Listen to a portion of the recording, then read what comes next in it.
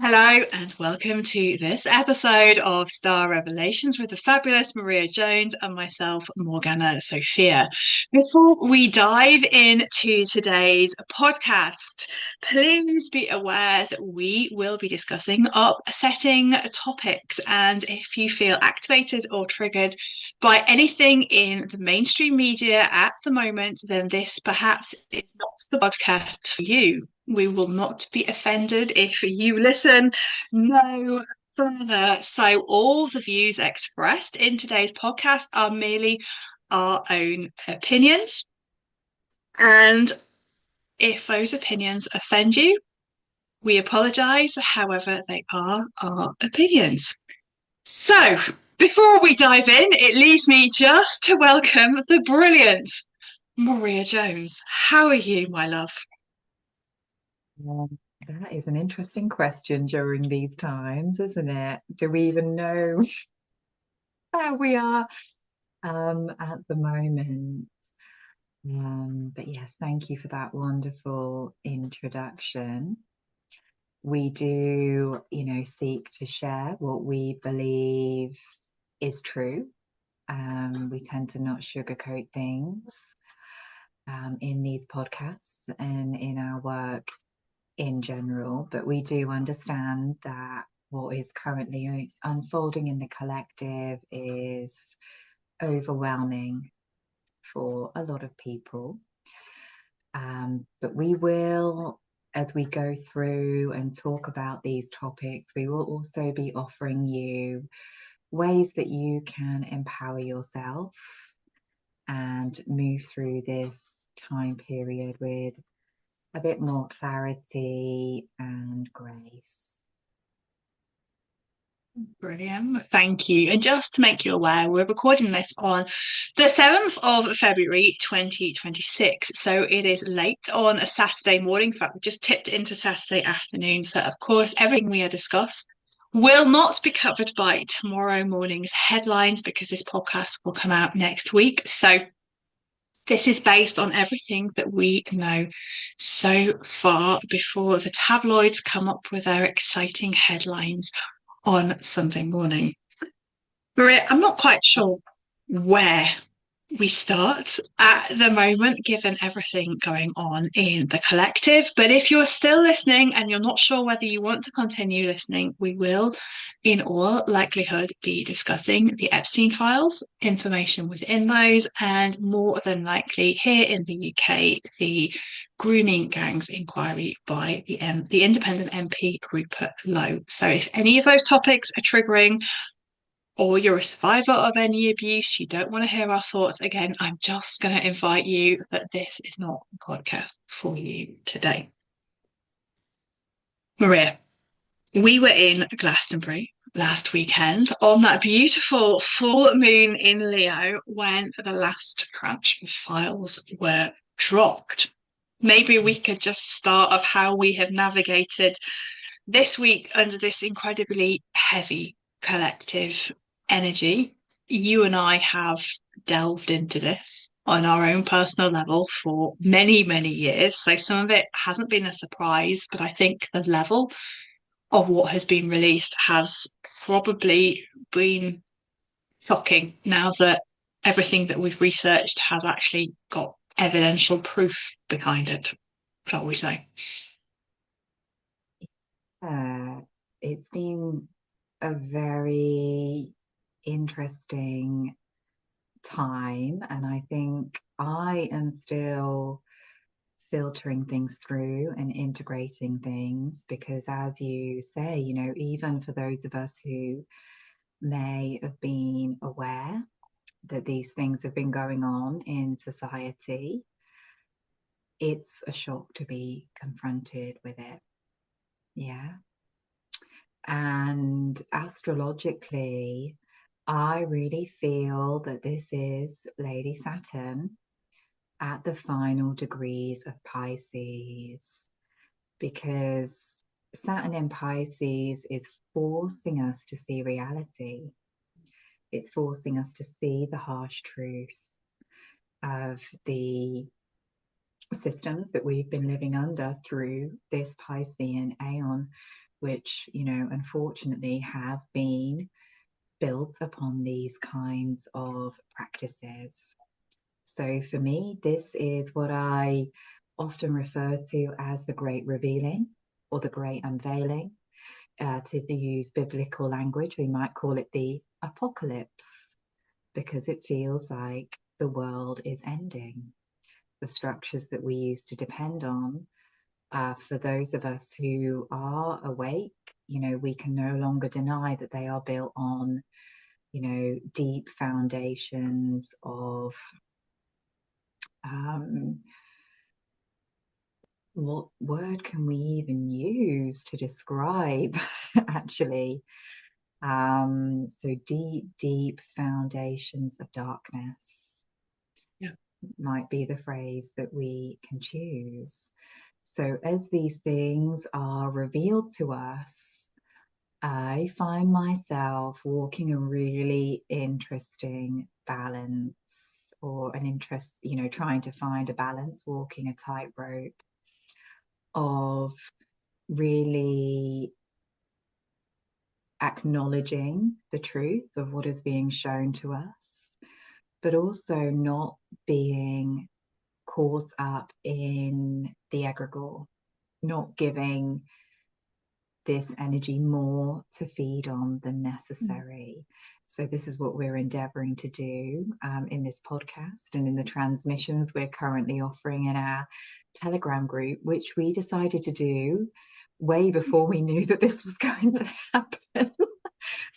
So we've interestingly created a little online cocoon space to kind of guide everybody through these times as we navigate them ourselves, because I think that many of us will remember these times from previous incarnations. You know, this is not a new thing that humanity has been exposed to or participated in. So as we come to this kind of critical juncture, not only as the Aeons turn, but as we come to the Great Conjunction, I think it's really important that we recognize truth, but we don't allow it to corrupt our vision at this amazing seed point that we have coming up, because the powers that be know that humanity is collectively choosing a new timeline at this moment. Hence, you know, the disruption that we see everywhere. So for those of us who are wanting to help co-create a reality where these things are not taking place, shall we say, it's even more important that we really claim that Aries energy of self-autonomy, and we choose where we are investing and we manage our energy fields. So that's kind of where I'm at with it at the moment. That's what's been coming through for me as I've been, you know, swimming in the dark waters in my usual Scorpio fashion. And I think where I've been on all this is like you, is very much navigating my way through it. So I became aware of a lot of what is going on around that 2017, 2018, when I was having my kind of second spiritual awakening as well. But it's also having that knowledge of what has been going on. And then you kind of compartmentalize it and you put it to one side because, you know, it's particularly dark and unpleasant. And then the box becomes open again. And for me, it's not feeding the beast, like you say, it's just being totally aware. But then there's a little part, the saggy part of myself as well, is like, I told you so, I knew this was going on. You know, that kind of I can be very self-righteous at times, but putting that aside, and there's that sigh of relief of, oh my God, finally it's out. Then there's the frustration that people can't see what is going on, or don't want to look, or don't want to um bring it into a place where they're like, okay, this is really happening. It's almost like they're watching the movie play out, but they're not interacting with it, they're not aware of it, so they're still kind of blinkers on. So it's in a very perilous tightrope to walk this week, particularly because is which avenue do you go down? And if you do go down one, bringing yourself back into that center position of actually, if we're birthing this new age, we're birthing this new aeon, I need to be aware of everything that is going on, but I also need to be looking forward into what we are coming in to create. And it's been really difficult because when we've said that we were going to talk about this on podcast, I was diving back into books I haven't read for a while. I was doing quite a lot of research, and that does take you to a very dark place. And it does take you to a place where you become open to a lot more energies, to darker energies as well, and have been really mindful that every time I've done that and gone down a rabbit hole for research purposes, to come back to do a practice to literally clear my energetic fields, whether that's been doing a magical practice, a visualization practice, burning incense and sage and Palo Santo when I've been here. But the interesting thing for me is I've been on my own this week for a couple of days. So I'm quite happy with my own company. But as you know, when we're on our own, those quick diversions down rabbit holes can be quite lengthy diversions down rabbit holes. So it's been really difficult, but it's also been really empowering. And it's also been, how do we hold and navigate ourselves as holders of that flame of star fire, that kind of anchor in of the new aeon? How do we navigate this? Because at the end of the day, we are having this human experience, and we're seeing, quite frankly, the depravity of human beings. It's been a difficult week, actually, but one where there's a sense of slight relief that actually all the things that we've been maybe held up and kind of pent up energy is there to be seen if people choose to see it. So yeah, interesting week is all I'd like to say. Absolutely. And, what else would we expect with the approaching great conjunction, but a huge clear up of all of humanity's karma? Yeah. So for me, on a deeper level, I think this is a really interesting moment of revelation, because we know that these people do not have to release this information unless they want to. We can see that just from the levels of corruption that we see exchanged in those emails. There is no way that presidents of the USA need to be exposed unless there is a purpose behind that. So what we often see at these times of the turning aeons is that the powers that be will consciously work with cycles of destruction. So they know that people will not uphold the old system anymore. They know that people are awakening. They know the Aquarian energy is coming in. So my feeling is that this revelation, this tiny glimpse that they have given us into the underbelly or the astral realm, is to further their own agenda, because they need the old system to crumble so they can install whatever delights they have in store for us next. And we know, as we've discussed many times, the shadow of the Aquarian age is technocracy, AI-based society, surveillance society. And of course, under the radar here, we've got things like 15-minute cities creeping in. Oxford has become the first one in the UK. Higher facial recognition surveillance here in the UK. So what I'm saying is that they are consciously participating in their own demise, and there will be certain figures that get thrown under the bus, seemingly serve justice.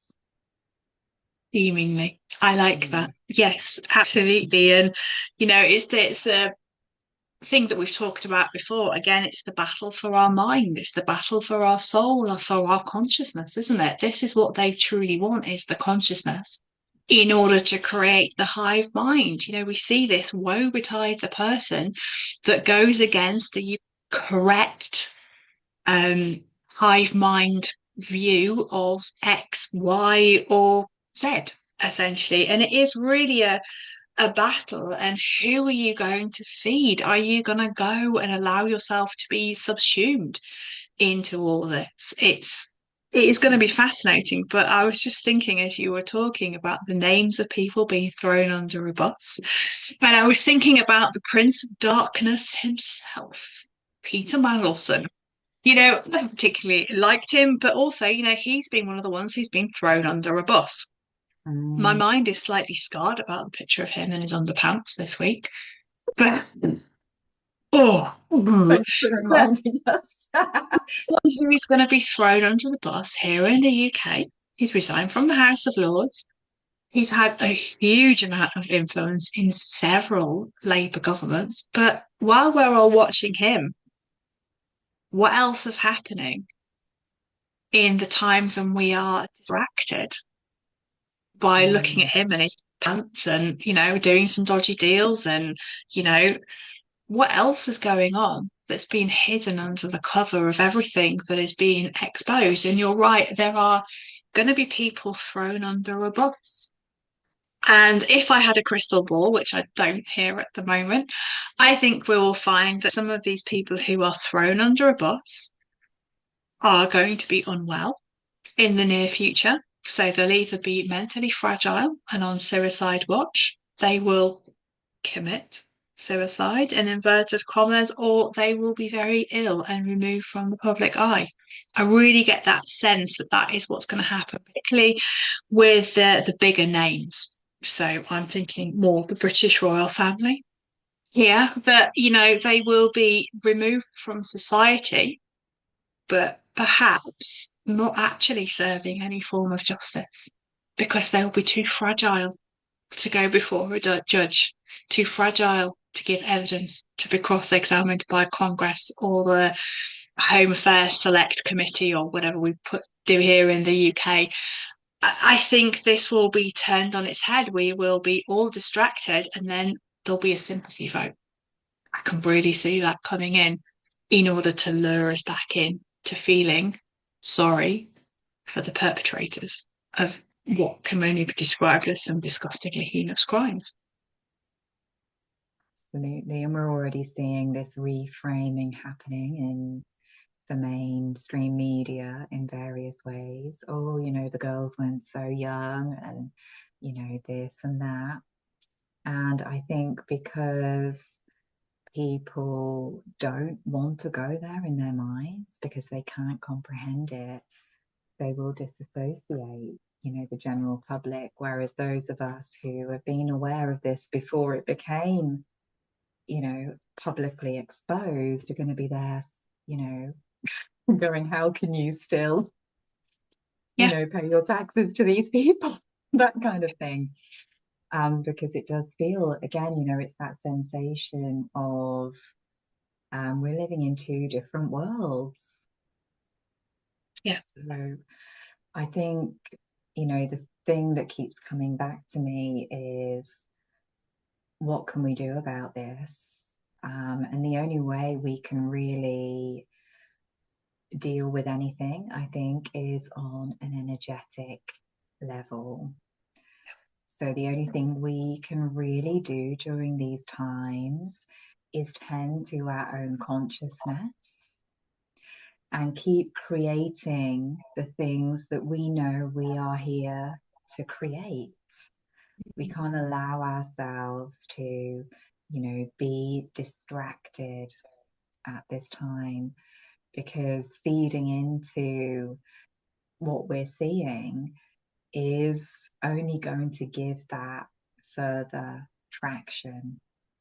So I'm thinking to myself, you know, this is maybe quite a depressing thought actually.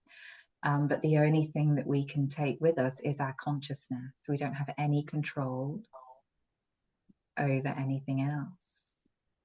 So I would suggest that people really, invest their time in what is meaningful and worthwhile, and, continue to be that holder of starfire awakening within their own communities, within their own kind of online spaces, because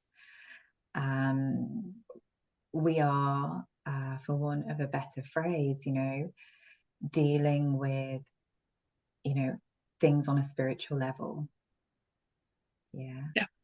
These are, not necessarily, human actions that we are seeing revealed.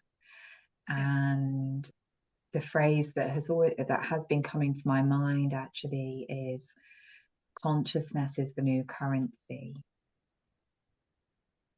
So that's what I've really been feeling. And, Urania is on those last degrees of Taurus. She's going to move into Gemini.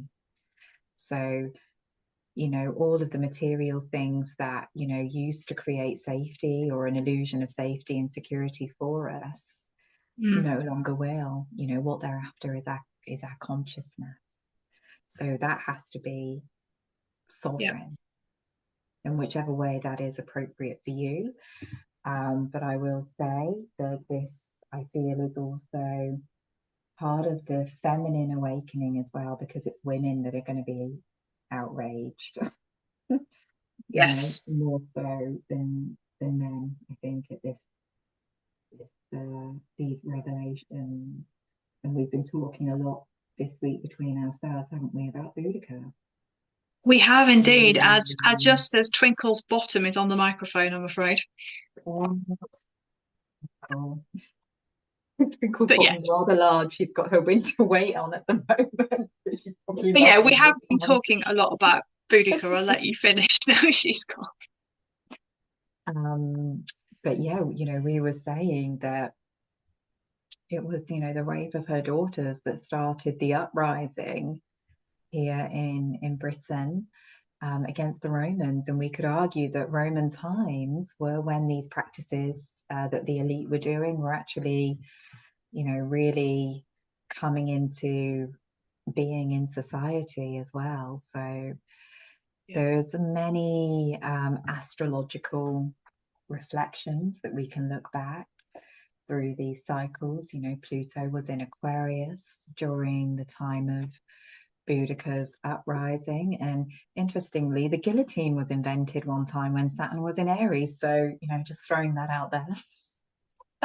All through their heads. Absolutely.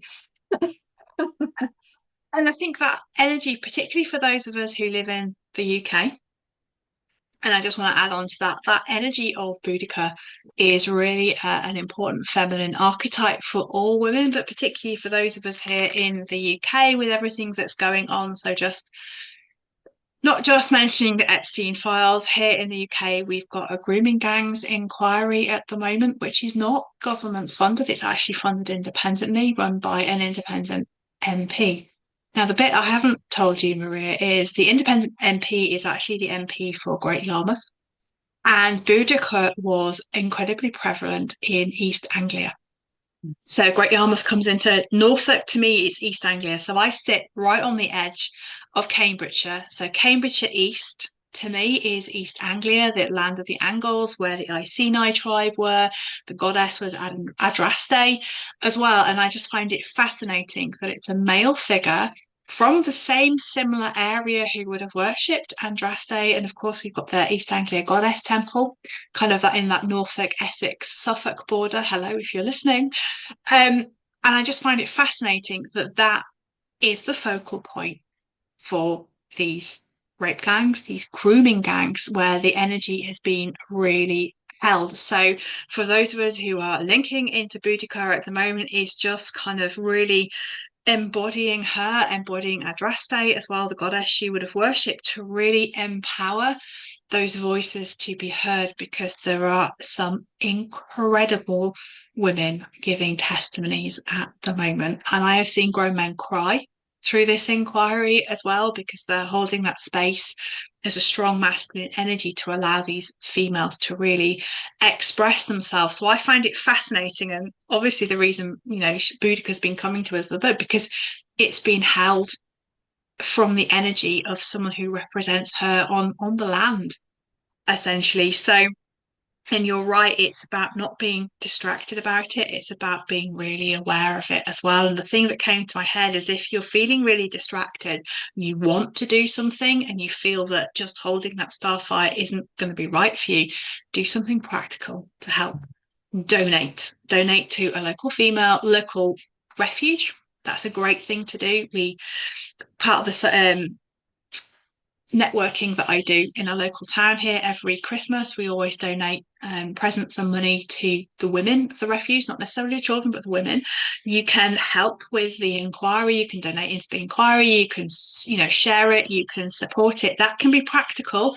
Do your practical thing, and then come back to your consciousness and keep your consciousness tight. Because, as Maria says, that's going to be your currency. You can invest in all the gold and silver you want, but at the end of the day, they are truly after our minds. And it's very easy to distract us through the medium of, as you call it, Maria, the black obsidian mirror of social media.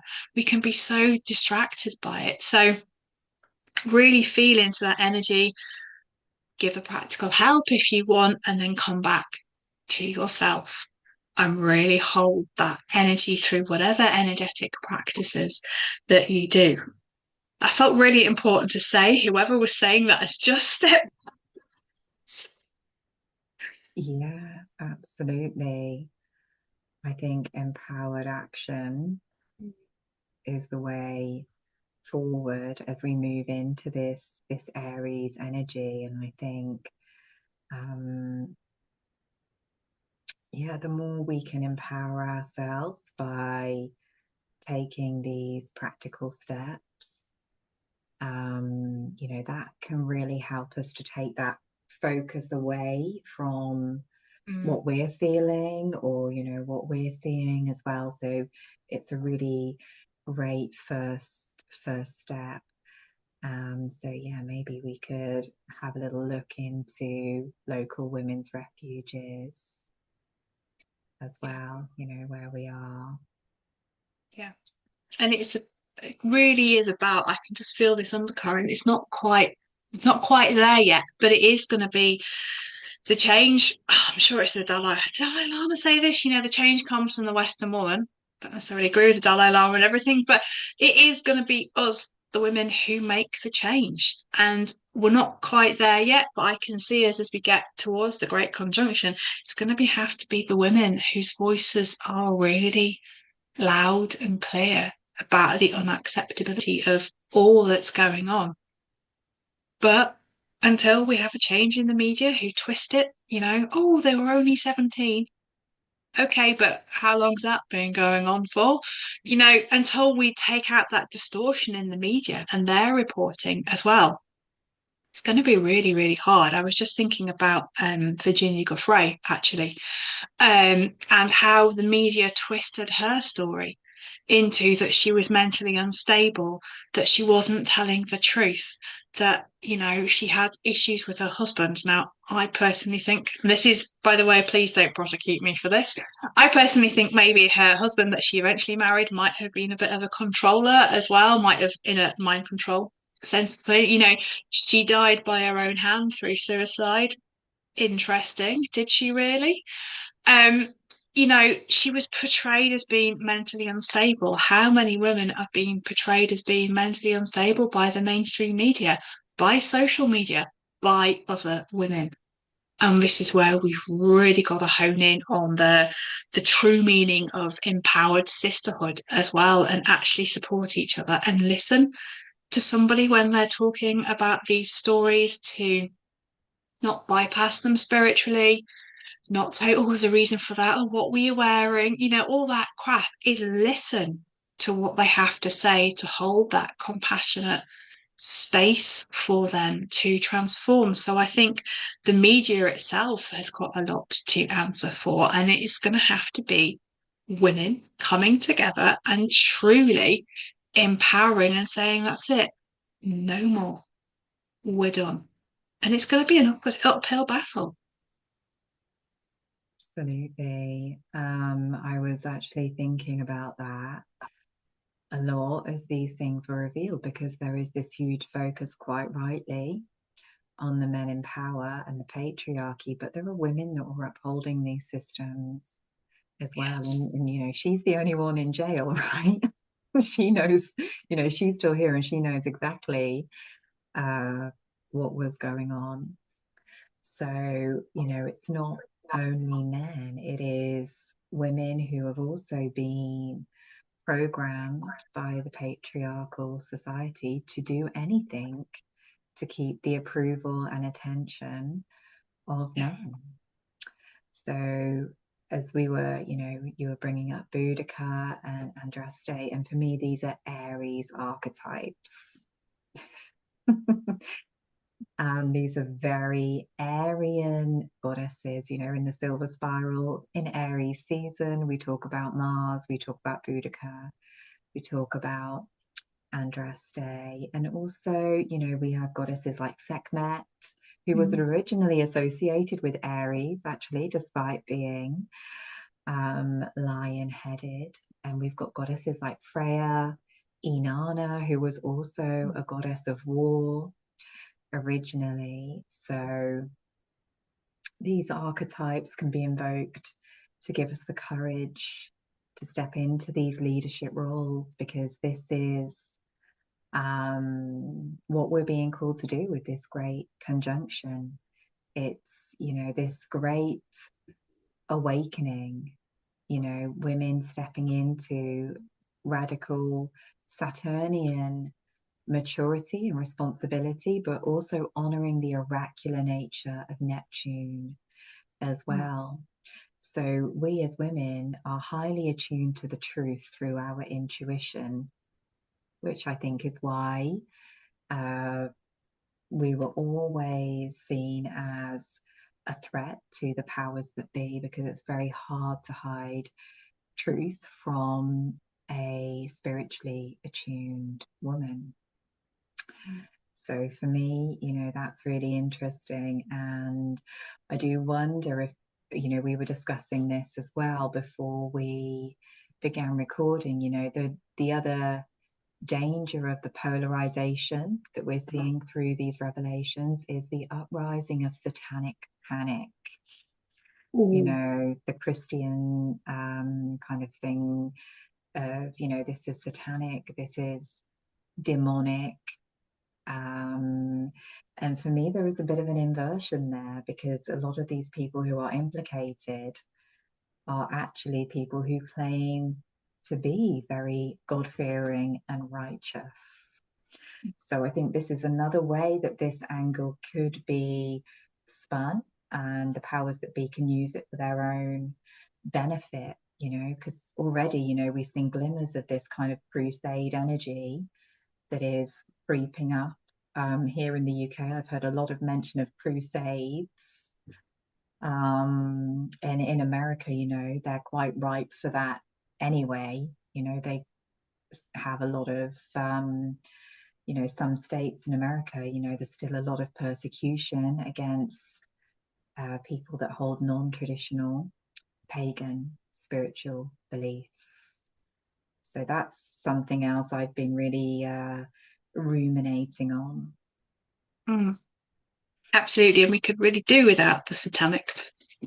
But yeah, you can see that coming up. You can see just that little bit of twitchiness, particularly in the I've seen it a little bit in the holistic health kind of community this week, who have been booking the trends and the systems. But the satanic panic is quite an interesting thing to really think about and to drop into as well, because obviously, as pagans, as devotees of the goddess, there's nothing satanic in the way that we pray, in the way that we meditate, in the way that we act. It all comes from the Great Mother. However, of course, things can be inverted. For example, the pentagram, as we know, we would use it in a banishing ritual. We can see that.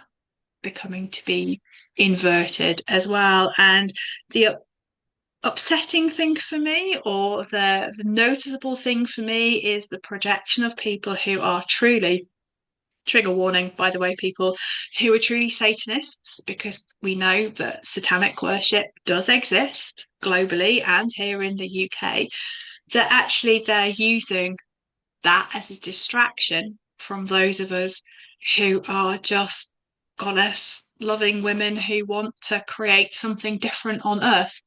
But the true Satanists will be using that satanic panic and will be feeding on it and will be loving it because it's distracting from their rituals. It's distracting from what they are doing on a regular weekly, monthly, daily basis, because obviously they use the full moons, the new moons, they use the same Sabbats as us, so they would use Imbolc, astrological Imbolc, equinoxes, solstices for their rituals as well. So the demonization of paganism is ideal for them because it totally distracts from the fact that they are in Epping Forest or wherever it is. I can't remember the place.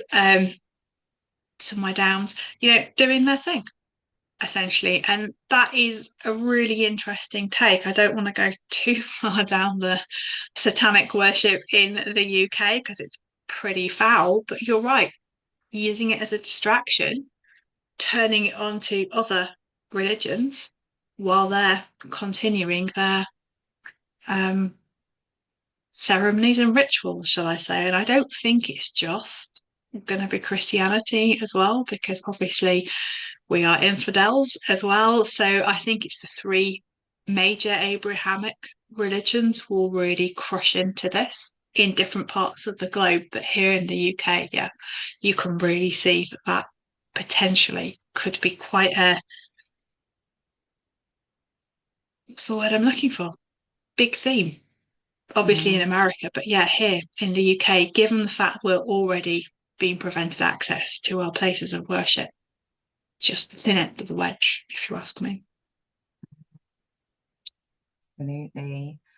I think that, one of the great tools of the media and the people in power is inversion. Mm. So I think, that's something we need to be aware of, especially with all of these kind of new ages deflecting to Christianity and denouncing everything like, yoga and Oh yeah. archetypes is demonic. Hi, Doreen. We mentioned her more than Bonnie Blue at this point, but again, inversion, Yeah. inversion of femininity and feminine empowerment, that is being Yeah. promoted throughout society. So we know that there are, truly devout people that follow all of the Abrahamic religion and have nothing to do with, what goes on in the higher echelons of power, you know. So it's, again, this is something that is being used to turn everybody against each other, to create polarization. Like we see with the right and the left, we now see it with these three Abrahamic religions. But it all comes down to these kind of, these people who are in the higher echelons that will not be revealed in the Epstein files. What we're seeing is just the tip of the iceberg. Yeah. If they, there are many names and images that have been redacted. Uh, totally agree. And you can see the ones who are going to be thrown under a bus in that they're going to be the sacrifice to enable the rest to come through, essentially. So obviously, Mandelson, as termed by the mainstream media as the Prince of Darkness, will probably get thrown under a bus. We know Prince Andrew, or Andrew Mountbatten Windsor, as he is now known, will be thrown under a bus. Maybe Bill Gates. Who knows? But there'll be some big names get thrown under a bus, and then it'd be like that. The public have a short-term memory. nothing else will come of it all, and life will continue on. But what they don't get is the spiders at the middle of the web who are truly weaving away and doing all sorts of heinous, truly horrific things. They'll just never get caught because the public will be satisfied with the sacrifice, literally or metaphorically, of a few big names. And trust me, those few big names are not the main players. They'll probably be very well rewarded for, taking the fall privately as well. So, Absolutely. Yeah, so the only way that we can really deal with this, as we keep coming back to, is, taking control of our own consciousness. We have to be the ones that are what they call in Westworld the outliers, the ones that can't be programmed or controlled. We have to be able to think beyond these polarities. Yeah, and be able to hold that space. And I think that's a lot of what priestess training is. That's a lot of what magical training is, isn't it? It's the ability to hold your center no matter what is going on around you. And this is what the priestesses did in ancient times. They would have worked ceremonially with the astrological alignments for the benefit of the communities, for the benefit of all. So something like the Grand Conjunction would have been a huge thing to them, something that they would have been preparing for, something that they would have ritually honored and directed, the flow of the goddesses, Saturnia and Neptunia. They would have consciously worked with that archetype of Aries. So, using astrology can really help us to take our power back. And also, I think the work of the initiates and priestesses at this time is really to make sure we preserve the wisdom. Absolutely. So absolutely. Yeah, so we don't really want to be sat here on a Saturday morning talking about this, I'd rather be in the gym, listening to an uplifting podcast. This is the work that we have to do. Yeah. I don't know whether that's a slight or not, because I mean, we both enjoy being at the gym, but you don't want to spend time in my company. Oh, gutted. Oh, there is no one else. There is no one else I would rather talk about the Epstein files with. And believe you me, we have been very reserved on the things that we have researched before we talked. But as you were kind of talking there about, working ceremonially, it was also thinking about the importance of keeping your energy clear as well and getting into a regular energetic cleansing practice as well, because it's not just a battle for your consciousness's currency. Your energy will also be it's part of your consciousness, but also if you can keep that clean, the less hooks that they can get into as well. And I was just kind of thinking, as you were talking about entity clearance and entity removals, and seeing how these people who are in power have the ability to, how should we say, become a host for entities as well. So going down that kind of slightly black magic space, you can really see sometimes if you look at people's photographs, their eyes are often a real giveaway of what they are transmuting and bringing through. As I'm looking at the camera now, going, my eyes have gone really dark. Honestly, it's not demonic position. Lighting.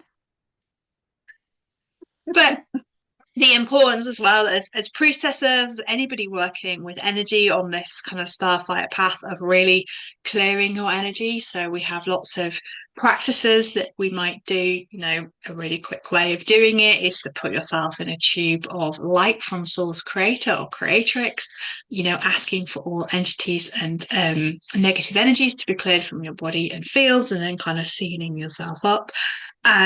Maria and I share a lot in astrological magic, some very potent energetic clearing practices as well. And we were chatting just before we went on as well that actually as a although this is going to go on Substack, it will be in the Telegram group, and I might make it available on my YouTube channel as well. Just a really basic energetic clearing practice using the pentagrams as well, because they can't get into your energy, you will become the outlier and you will become the one that really is awakened and holding and anchoring in that frequency, so they can't get your consciousness as well. But yeah, entity clearance and removal seems to be my theme of the week, actually. I have to say, I've done quite a lot of house clearances, and both physically and remotely this week, and people's energies as well. So please do it, because it makes my job easier if you can do it on a regular basis.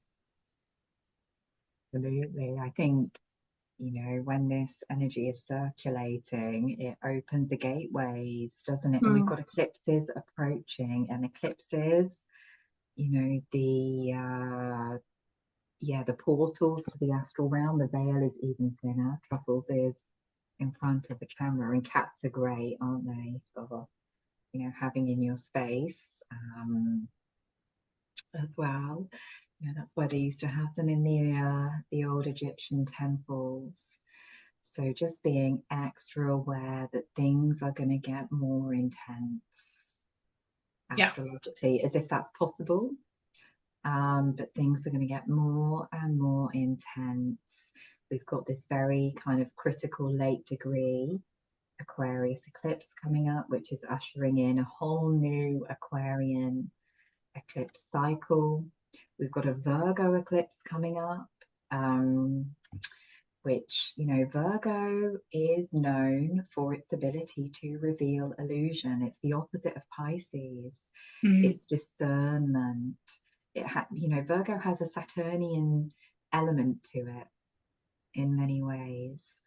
So, this is really a time of psychic cleansing. Mercury, we were doing a transmission about this yesterday, is about to retrograde in Pisces. She entered Pisces yesterday.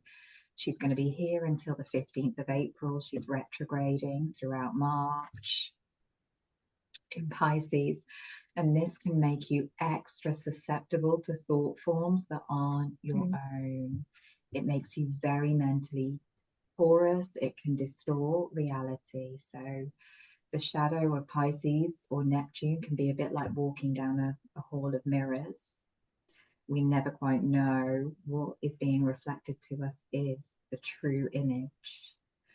So I just want you to be really, really aware of that, that we are going into a period of uncertainty and chaos, So the more that you can really stay strong and centered in yourself, the easier this time is going to be for you.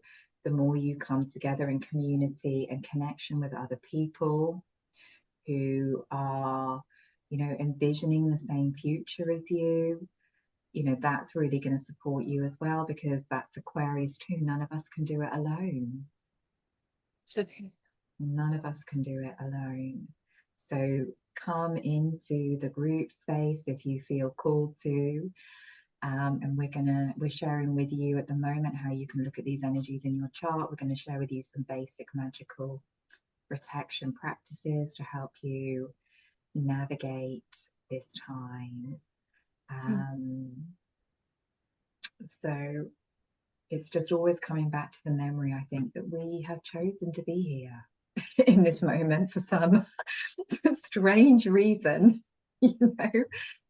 So what is your role in that? Why did you choose to be here at this time? Once you can really define that, you can take steps towards it, and that empowered action is going to help you to feel so much clearer and better about navigating these energies.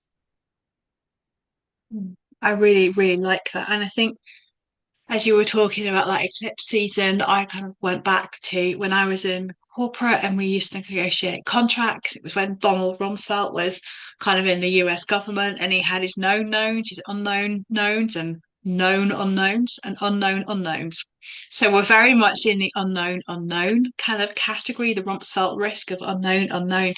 But the certainty, the only certainty you can have is your energy, and being the certainty of clearing your energy every day and making sure you're coming back into that starfire self, because it's going to be like a circus out there. It really is. And I don't know, you and I, we can't look in our crystal ball, but yeah, absolutely, it's going to be really unknown, and the only way you can navigate it is to truly be with the people who resonate with you, and to be really super about what you take in. Absolutely. And I think that's why astrology can be really helpful, because you can see the cycles in the collective, but also when you know your astrology, you know yourself. So you're much less likely to be swayed by outside influences. Yeah. So yeah, study your chart, spend time with the goddess each day, because that's really what we want to bring in, is this fierce feminine energy. And there's a book that I really love actually called Fierce Feminine Rising by Anaya Sophia, which is, you know, touches on these subjects. She talks about feminine empowerment, but she also talks about, you know, what goes on in the astral realm that impacts us too. So it's a brilliant book. I was reminded of it when we were in Glastonbury. Actually, they had a copy in the occult bookshop. So that's really worth a listen, because she talks about these stages of awakening, and she talks about the people that are in power, you know, at this time. And it's, you know, very much from a kind of Gnostic perspective. So she has, you know, a really great understanding of what is going on in the world. And I think she wrote it just before COVID, actually, but it's probably even more appropriate now. Absolutely. And the other thing I just want to suggest, if people aren't following Laura and Bernhard, The Veil of Reality, they talk about these subjects in a very grounded and empowering way too. So they are the people that I really recommend for helping to navigate these energies, apart from us, Of course, of course, they're quite useful as well. And if I remember, I will recommend their Substack on our Substack as well. Two things from me. Finally, obviously, we'd love to invite you to the Telegram group. We'll put the link in the show notes. We'd love to invite you to the Great Conjunction, where we are holding a really beautiful online gathering where we can work in ceremony and ritual with the energies of the Grand Conjunction. There's a quote which I hope you won't mind me finishing with, Maria, but just to give us a little bit of hope and inspiration with all this revelation that is going on. So Maria may shoot up in flames listening to this, because it is from the Gospel of Luke. We don't normally quote the Bible. However, I think it's something really important. So it's from Luke 12:2-3.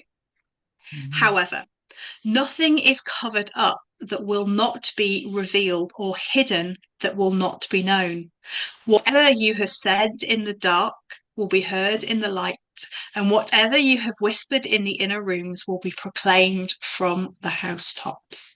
So when I was reading that the other day, it's that remembrance that all this covering up that's going on, light will be shed. You know in your heart what the true truth is, and it's maybe for us to shout from the rooftops to really say what is going on and what has been hidden. So I hope you didn't mind me finishing with a little bit of a religious quote, but I think it's just that remembrance that where there's dark, there is always light. And this time round, in this life that we have all chosen, we are the ones who are coming in to shed light in the darkness with our purpose. Absolutely. I think that's all we can do, isn't it? Is to hold that spark of light and to really be the vessels for the divine feminine awakening. Because as we've said, you know, that is what is going to transform the world. So on that happy note, I like that happy note. Thank you to everyone who was listening. I hope it gave you food for thought. I'm not going to say I hope you enjoyed it. I hope it gave you food for thought. I hope it inspired you. We'd love to see you on Telegram. We'd love to see you at our online gathering. Feel free to connect to us through our websites and social, etc. And in these dark times, yeah, just remember that you hold that spark of star fire. So until next time, we are both sending you lots of love. Take care.